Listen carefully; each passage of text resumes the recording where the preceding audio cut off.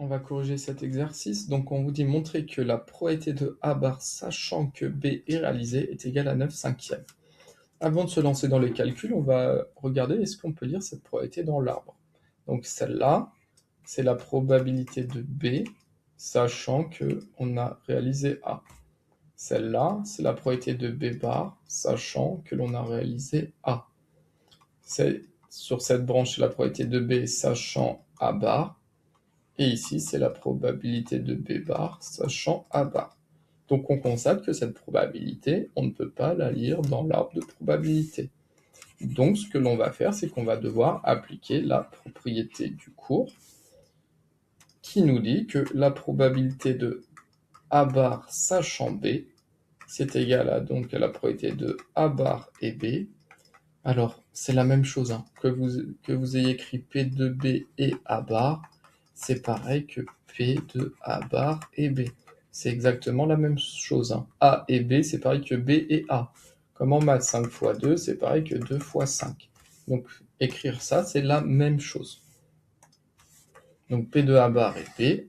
Par contre, attention, on divise toujours par la probabilité de l'événement qui est réalisé. Donc, on sait que B est réalisé, on sait qu'il est réalisé, donc divisé par P de B. Alors, comment on va calculer P de A bar et B? Donc on part ici, P de A bar et B, c'est le chemin qui est là. Donc on va devoir calculer la probabilité de ce chemin. Et ensuite, on va devoir diviser par la probabilité de B. Donc comment on va calculer la probabilité de l'événement B? Donc ça va être à l'aide de la formule des probabilités totales. La probabilité de l'événement B, ça va être la probabilité de l'événement A et B, plus la probabilité de l'événement A bar et B. Alors, on y va. Pour ce faire, on va déjà compléter l'arbre de probabilité. Donc, P de A égale 2 tiers. Quelle est la probabilité de A bar? Donc, vous savez que la somme des deux doit être égale à 1. Donc, P de A bar égale à 3 cinquièmes. En effet, 2 cinquièmes plus 3 cinquièmes. Les deux fractions ont le même dénominateur, donc on laisse sur 5. Et 2 plus 3, ça donne 5. 5 divisé par 5, ce qui donne 1. Alors, imaginons que vous n'arrivez pas à trouver 3 cinquièmes, vous écrivez la propriété du cours, vous savez que P de A bar, c'est égal à 1 moins la probabilité de l'événement A, ce qui donne 1 moins la probabilité de A, c'est 2 cinquièmes. Alors, 1, c'est pareil que 5 divisé par 5, 5 sur 5, ça donne 1, donc ça donne 5 cinquièmes moins 2 cinquièmes. Les deux fractions ont le même dénominateur, 5 moins 2, ce qui donne bien 3 cinquièmes. On retrouve bien 3 cinquièmes. Pareil ici, P de B sachant A égale 1 quart. Donc P de B bar sachant A, ça va être donc égal à 3 quarts. En effet, la somme des deux vaut 1 quart plus 3 quarts, ça donne 4 divisé par 4, ce qui donne 1. Et la P de B bar sachant A bar, c'est 7 dixièmes. Donc P de B sachant A bar, ça va être 3 dixièmes. Car 7 dixièmes plus 3 dixièmes, ça donne 10 dixièmes, ce qui donne bien 1. Donc on a complété l'arbre de probabilité. Ensuite, pour calculer P de A bar et B, donc on l'a dit, c'est ce chemin-là, donc c'est la probabilité de A bar, fois, attention, c'est la probabilité de B, sachant A bar, divisé par P de B.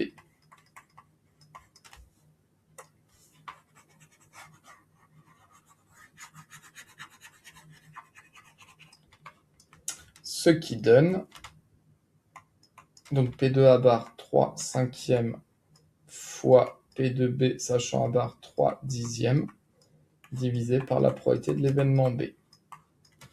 Donc P de A bar, sachant que B est réalisé. Alors, pour multiplier deux fractions, c'est ce qu'il y a de plus simple. Quand on multiplie deux fractions, on multiplie les numérateurs. 3 fois 3, 9, divisé par 5 fois 10, 50. Donc ça donne 9 sur 50. Et tout ça, on doit le diviser par la probabilité de l'événement B. Donc on va calculer P de B, donc on va laisser sur P de B. Or, pour calculer P de B, on l'a dit, il faut utiliser la formule des probabilités totales. Or, d'après la formule des probabilités totales,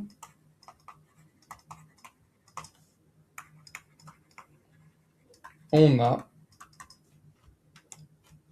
que la probabilité de l'événement B, donc c'est égal à la probabilité du chemin A et B, donc c'est égal à P de A et B, plus la probabilité du chemin A bar et B, plus P de A bar et B.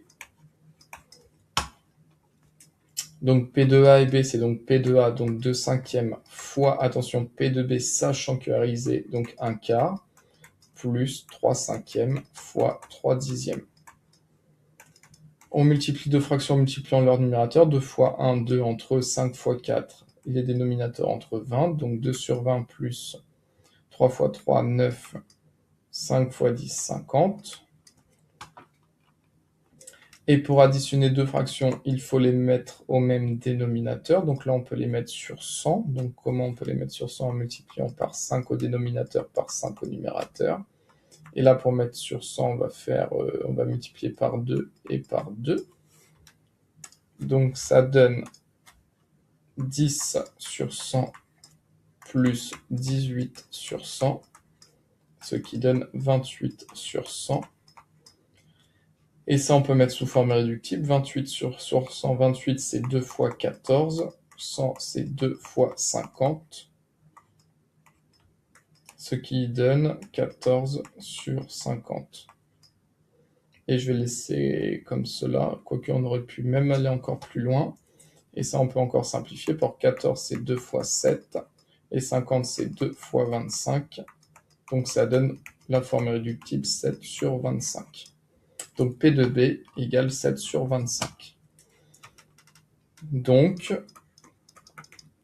P de A bar sachant B, c'est donc égal à 9 sur 50 divisé par, on a trouvé la forme réductible 7 sur 25. Et ça, c'est une propriété des fractions. Vous l'avez vu en classe de 3e. Vous savez que diviser par un nombre revient à multiplier par son inverse. Donc vous savez que si on a une fraction AB et qu'on la divise par une fraction C sur D, diviser par un nombre revient à multiplier par son inverse. Donc ça donne AB fois, et l'inverse de la fraction C sur D, c'est D sur C. Diviser par un nombre revient à multiplier par son inverse. Donc ça, cette grande barre, ça veut dire diviser. Donc ça va donc être égal à 9 sur 50, divisé par 7 sur 25, et vous savez que diviser par un nombre revient à multiplier par l'inverse de ce nombre, donc fois l'inverse de 7 sur 25, c'est 25 sur 7. Donc P de A bar sachant B, donc on laisse 9 fois 25, et 50 fois 7, 50, on peut dire que c'est 2 fois 25 fois 7. 2 fois 25, ça fait 50. Hop, comme ça, les 25 se simplifient et ça donne bien 9 sur 14.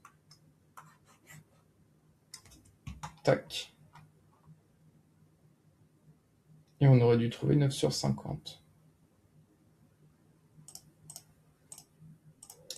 Et on trouve bien que P2A bar sachant B égale 9 sur 14. Et vous aurez la version mise à jour, rassurez-vous. Donc, P2A bar sachant B vaut bien 9 sur 14. Voilà pour la correction de cet exercice.